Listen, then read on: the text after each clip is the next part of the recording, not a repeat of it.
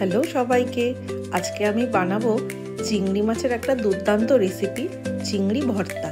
তোমরা আমার মতো কে এই রেসিপিটা ভালোবাসো একটু জানাবে কিন্তু।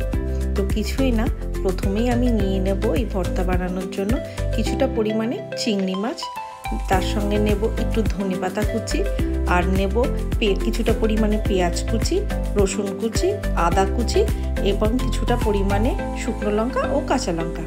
প্রথমেই আমি ফ্রাইং প্যানে বেশ কিছুটা সর্ষের তেল দিয়ে দেবো। তারপরে দিয়ে দেবো, এই তেলটা গরম হলে একটু ভেজে নেব রসুন, যে গোটা রসুনগুলো ছিল এটা কিন্তু একদম লাল লাল করে ভাজবো। এরপরে দিয়ে দিতে হবে তোমার পেঁয়াজ কুচি, যে পেঁয়াজ কুচিগুলো আমি রেখেছিলাম সেইগুলো। ওই পেঁয়াজ কুচিগুলো দিয়ে কিন্তু একদম পুরো বেরেস্তার মতো লাল করে ভাজবো না, এটা একটুখানি গোল্ডেন হওয়া পর্যন্ত ভেজে নেব। আর দিয়ে দেবো সামান্য নুন। তোমরা দেখতেই পাচ্ছ আমি কীরকমভাবে ভেজেছি কতটা। আর এই পেঁয়াজ যখন হাফ ডান হয়ে যাবে দিয়ে দিতে হবে কিন্তু আদা কুচিগুলো, কারণ পেঁয়াজের সঙ্গে আদা কুচিটা ভাজা হলে যখন ব্লেন্ডারে দেবো খেতে আরও ভালো হবে। এরপরে দিয়ে দেবো তেলের মধ্যে, ওই তেলেই কিন্তু কিছুটা পরিমাণে আরও তেল দিয়ে দেবো ওই তেলে কিছুটা কালো জিরে আর শুকনো লঙ্কা। শুকনো লঙ্কাগুলো যেই লাল লাল ভাজা হয়ে যাবে ওই সময় কিন্তু দিয়ে দিতে হবে চিংড়ি মাছগুলো।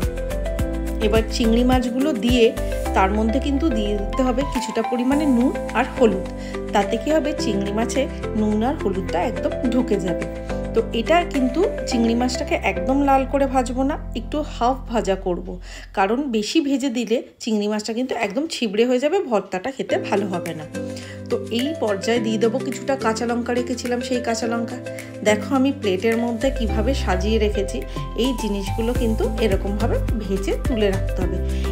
এবার আমি মিক্সার গ্রাইন্ডারে এই সব ভাজাগুলো দিয়ে একটা আধা পেস্ট করে নেব, পুরো একদম কিন্তু মিহি পেস্ট করব না। এরপরে কিন্তু আরও কিছুটা তেল ফ্রাইং প্যানে দিয়ে আরও কিছুটা পেঁয়াজ কুচি দিয়ে দিতে হবে। এবার পেঁয়াজ কুচিগুলো একদম লাল লাল ভাজা হয়ে গেলে তখন কিন্তু আমি দিয়ে দেবো ওই পেস্টটা, এই ভর্তার যে পেস্টটা আছে সেটা দিয়ে কিন্তু বেশ, এবার আর কিছুই না, এবার কিন্তু পুরোটাই যতটা পারবে শুকনো, মানে ভর্তা যত বেশি শুকনো শুকনো হবে তত কিন্তু খেতে বেশি টেস্ট হবে। আর এর ফাঁকেই কিন্তু আমি দিয়ে দিয়েছি কিছুটা পরিমাণে ধনেপাতা। এই ফ্রেশ ধনেপাতার গন্ধটা না খুব ভালো লাগে। দেখতেই পাচ্ছ আমি কীরকমভাবে এই ভর্তাটাকে ভাজা ভাজা করছি। এই যে ভর্তাটা রয়েছে এটাকে একদম এরকম শুকনো করে নিতে হবে। শুকনো করে নিলে কিন্তু ভর্তাটা দুর্দান্ত খেতে লাগবে। এবার আর কিছুই না, এবার কি করতে হবে, এবার ভর্তাটাকে একটা বাটিতে তুলে তার উপরে কাঁচা লঙ্কা দিয়ে দিতে হবে কিছুটা পরিমাণে কাঁচা তেল। এই কাঁচা তেলটা কিন্তু একদম ম্যান্ডেটারি। ভর্তার সঙ্গে যদি কাঁচা তেল না হয় তাহলে কিন্তু সেইটা খেতে একদম ভালো লাগে না। এবার আর কি, এবার নিয়ে নাও গরম গরম ধোয়া ওঠা ভাত, পাশে পেঁয়াজ কুচি আর একটু লেবু, আর আমি করেছিলাম একটুখানি ভোলা মাছের চচ্চড়ি, তো নিয়ে নিয়েছি সাথে একটুখানি। দেখো কীরকম হয়েছে ভর্তাটা, খেতে কিন্তু দুর্দান্ত হয়েছিল। তোমরা কিন্তু একদম ট্রাই করতে পারো।